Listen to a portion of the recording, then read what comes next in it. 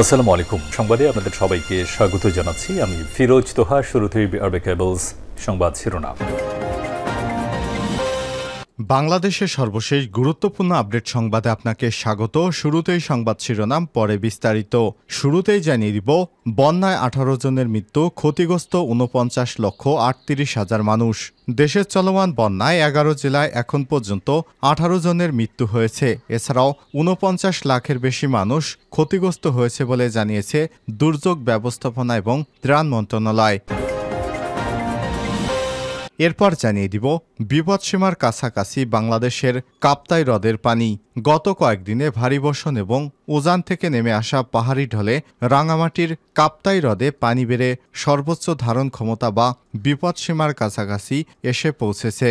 আর সকাল পর্যন্ত কাপ্তাই হ্রদের পানি আছে 107.40 MSL মিন সি লেভেল। সেখানে সর্বোচ্চ পানি ধারণ ক্ষমতা 109 MSL। এবারে জানাবো, আকস্মিক বন্যায় ভারতকেই দুষলেন ডক্টর ফরহাদ।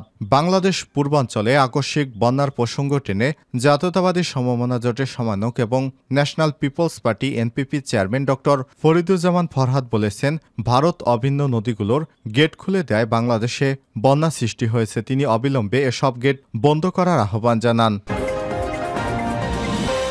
এদিকে ছাত্রদের আন্দোলনের বিরুদ্ধে অর্থ পরামর্শদাতাদের বিরুদ্ধে জিজ্ঞাসাবাদ চলছে বলে জানিয়েছেন ডিএমপির কমিশনার মোহাম্মদ মইনুল হাসান। এবারে জানাবো, বাংলাদেশ চাইলেই শেখ হাসিনাকে ফেরত পাঠাবে না ভারত। বাংলাদেশে গণঅভ্যুত্থানে দেশ ছেড়ে ভারতে পালিয়ে শেখ হাসিনা আওয়ামী লীগ সরকারের ক্ষমতাচ্যুত হওয়ার পর ডক্টর মোহাম্মদ ইউনূসের নেতৃত্বে একটি অন্তর্বর্তীকালীন সরকার প্রতিষ্ঠিত হয়েছে বাংলাদেশে। এই সরকার কোনো রাজনৈতিক দলের প্রতিনিধি নয়, কিন্তু এতদিন সরকার বিরোধী অবস্থানে থাকা বিএনপি জামাত ইসলামের মতো রাজনৈতিক দলগুলি এই অন্তর্বর্তীকালীন সরকারকে সমর্থন করছে। দেশ থেকে সাবেক প্রধানমন্ত্রী শেখ হাসিনা এখন ভারতে। প্রশ্ন উঠেছে, বাংলাদেশ সরকার প্রত্যাবর্তনের আর্জি জানালে ভারত কি শেখ হাসিনাকে ঢাকার হাতে তুলে দেবে? এ বিষয়ে গুরুত্বপূর্ণ সংবাদ থাকবে বন্ধুরা। সম্পূর্ণ সংবাদটি জানতে ভিডিওটি না টেনে দেখতে থাকুন। এবং সর্বশেষ জানিয়ে দিব, নেপালে বাস দুর্ঘটনায় 41 জন নিহত, অধিকাংশই ভারতীয়। নেপালে বাস দুর্ঘটনায় এ পর্যন্ত 41 জনের নিহতের হওয়ার খবর নিশ্চিত করা গেছে। তাদের অধিকাংশই ভারতীয়।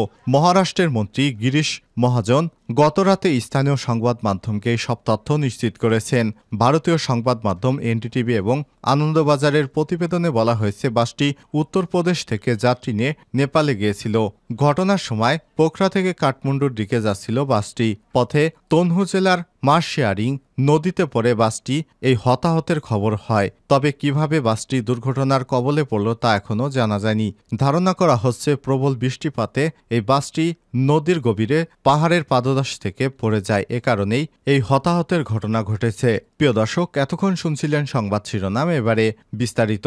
তবে তার আগে বন্ধুরা, অনুরোধ থাকবে এই সংবাদটিতে একটি লাইক দিন। এই চ্যানেলে আপনি নতুন হয়ে থাকলে আমাদের সংবাদটি দেখতে দেখতে চ্যানেলটি সাবস্ক্রাইব করে রাখুন, যাতে করে বন্ধুরা আমাদের পরবর্তী লেটেস্ট আপডেট সংবাদগুলো সবার আগে আপনার কাছে পৌঁছে যায়। কমেন্ট করে জানিয়ে দিন আপনার মূল্যবান মতামত। এবারে বিস্তারিত।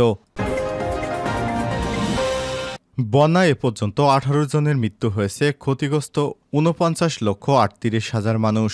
দেশে চলমান বন্যায় এ পর্যন্ত 11 জেলায় 18 জনের মৃত্যুর খবর পাওয়া গেছে। এছাড়াও 49 লাখের বেশি মানুষ ক্ষতিগ্রস্ত হয়েছে বলে জানিয়েছে দুর্যোগ ব্যবস্থাপনা এবং ত্রাণ মন্ত্রণালয়। শনিবার সচিবালয়ে চলমান বন্যা পরিস্থিতি নিয়ে সংবাদ সম্মেলনে দুর্যোগ ব্যবস্থাপনা এবং ত্রাণ মন্ত্রণালয়ের সচিব মোহাম্মদ কামরুল হাসান এসব তথ্য জানিয়েছেন।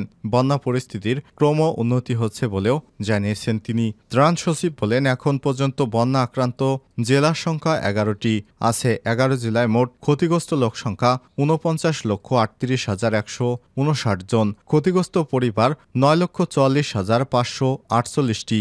এ সময় তিনি আরও জানান, মৃত্যু হয়েছে 18 জনের মধ্যে কুমিল্লায় 4 জন, ফেনীতে 1 জন, চট্টগ্রামে 5 জন, নোয়াখালীতে 3 জন, ব্রাহ্মণবাড়িয়ায় 1 জন, লক্ষ্মীপুরে 1 জন এবং কক্সবাজারে 3 জন মারা গিয়েছে। কামরুল হাসান আরও জানান, এ পর্যন্ত 3,527টি আশ্রয়কেন্দ্র খোলা হয়েছে। এসব আশ্রয়কেন্দ্রে 2,84,888 জন আশ্রয় নিয়েছে। ত্রাণ কার্যক্রমের বিষয়ে সচিব আরও জানিয়েছেন, বন্যাদুর্গত ১১ জেলায় মোট ৩,৫২,০০,০০০ টাকা বরাদ্দ দেওয়া হয়েছে। ত্রাণের চাল বরাদ্দ দেওয়া হয়েছে ২০,১৫০ টন। এছাড়াও শুকনো এবং অন্যান্য খাবারের প্যাকেট বরাদ্দ দেওয়া হয়েছে ১৫,০০০ পিস। শিশু খাদ্য কেনার জন্য ৩৫ লক্ষ এবং গোখাদ্য কেনার জন্য ৩৫ লক্ষ টাকা বরাদ্দ দেওয়া হয়েছে। বিপদসীমার কাছাকাছি কাপ্তাই হ্রদের পানি। গত কয়েকদিনের ভারী বর্ষণ এবং উজান থেকে নেমে আসা পাহাড়ি ঢলে রাঙামাটির কাপ্তাই হ্রদে পানি বেড়ে সর্বোচ্চ ধারণ ক্ষমতা বা বিপদসীমার কাছাকাছি এসে পৌঁছেছে। শনিবার ২৮ আগস্ট সকাল ৯টা পর্যন্ত কাপ্তাই হ্রদে পানি আছে ১০৭.৪০ MSL মিন সি লেভেল, যেখানে সর্বোচ্চ ধারণ ক্ষমতা ১০৯ MSL। এছাড়াও কাপ্তাই পানি বিদ্যুৎ কেন্দ্রের সূত্র থেকে জানা গেছে ১০৮ MSL পর্যন্ত বিপদসীমার অবস্থা সৃষ্টি হয় এবং এই পরিমাণে পৌঁছালে ছাড়া হতে পারে কাপ্তাই বাঁধের পানি। এদিকে কাপ্তাই হ্রদের পানি বৃদ্ধি পাওয়াতে দেশের একমাত্র পানি বিদ্যুৎ কেন্দ্রের উৎপাদন বৃদ্ধি পেয়েছে। বর্তমানে কেন্দ্রের দৈনিক ৫ ইউনিটে সর্বোচ্চ ২১৯ মেগাওয়াট পর্যন্ত বিদ্যুৎ উৎপাদিত হচ্ছে। কাপ্তাই বাঁধের পানি ছাড়ার বিষয়ে কাপ্তাই পানি বিদ্যুৎ কেন্দ্রের ব্যবস্থাপক এবং এটিএম আব্দুল জাহের জানিয়েছেন, কাপ্তাই হ্রদের গেটগুলো খুলে দেওয়ার আগে সংশ্লিষ্ট সব প্রশাসনের সঙ্গে যোগাযোগ করে সিদ্ধান্ত নেওয়া হয়। সব সময় কাপ্তাই এবং রাঙ্গুনিয়া উপজেলা প্রশাসন, চট্টগ্রাম বন্দর কর্তৃপক্ষ, নৌবাহিনীকে চিঠি দিয়ে অবহিত করা হয়। এরপর তারাই প্রয়োজনীয় পদক্ষেপ গ্রহণ করেন। এবারও গেট খোলার অবস্থা তৈরি হলে তা জানিয়ে দেওয়া হবে। আকস্মিক বন্যায় ভারতকে দুষলেন ডক্টর ফরহাদ। বাংলাদেশের পূর্বাঞ্চলে আকস্মিক বন্যার প্রসঙ্গ টেনে জাতীয়তাবাদী সমমনা জোটের সমন্বয়ক National people's party NPP chairman doctor Fariduzzaman Farhad ভারতকেই দুষেছেন। তিনি বলেছেন, ভারত বিভিন্ন নদীর গেট খুলে বাংলাদেশে বন্যা সৃষ্টির জন্য দায়ী। তিনি অবিলম্বে এসব গেট বন্ধ করার আহ্বান জানিয়েছেন। আজ জাতীয় প্রেস ক্লাবের সামনে এক বিক্ষোভ কর্মসূচি পূর্ব সমাবেশে সভাপতির বক্তব্যে এই আহ্বান জানান তিনি। আন্দোলনের বিরুদ্ধে অর্থ পরামর্শদাতাদের বিষয়ে জিজ্ঞাসাবাদ চলছে। ঢাকা মহানগর ডিএমপির পুলিশ কমিশনার মোহাম্মদ মইনুল হাসান বলেছেন, বৈষম্যবিরোধী ছাত্র আন্দোলনে অরাজকতা এবং হত্যার সঙ্গে সংশ্লিষ্টতার অভিযোগে ইতিমধ্যে কিছু ভিআইপিকে গ্রেপ্তার করে রিমান্ডে আনা হয়েছে। ছাত্র আন্দোলনের বিরুদ্ধে যারা অর্থ পরামর্শ, বক্তৃতা কিংবা বিবৃতি দিয়ে উৎসাহিত করেছেন, এসব বিষয়ে তাদের জিজ্ঞাসাবাদ করা হচ্ছে। আজ দুপুরে ডিএমপির মিডিয়া সেন্টারে আয়োজিত কমিশনার্স মিট দ্য প্রেসে সাংবাদিকদের এক প্রশ্নের জবাবে এসব কথা বলেন তিনি।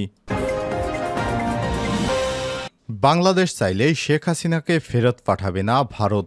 বাংলাদেশে গণঅভ্যুত্থানের ফলে শেখ হাসিনা ভারতে পালিয়ে গেছে। দেশ থেকে সাবেক প্রধানমন্ত্রী শেখ হাসিনা এখন ভারতে। প্রশ্ন উঠেছে, বাংলাদেশ সরকার চাইলেই কি শেখ হাসিনাকে বাংলাদেশের হাতে তুলে দেবে ভারত? বাংলাদেশের সরকারের পক্ষ থেকে এখনও সাবেক প্রধানমন্ত্রীকে প্রত্যাবর্তনের কথা দিল্লিকে বলা হয়নি, কিন্তু আগের সরকারের সব কর্তা ব্যক্তির কূটনৈতিক পাসপোর্ট অর্থাৎ লাল পাসপোর্ট বাতিল করা হয়েছে। শেখ হাসিনারও সেটি ছিল তার রক্ষাকবচ, সেটি তিনি হারিয়েছেন।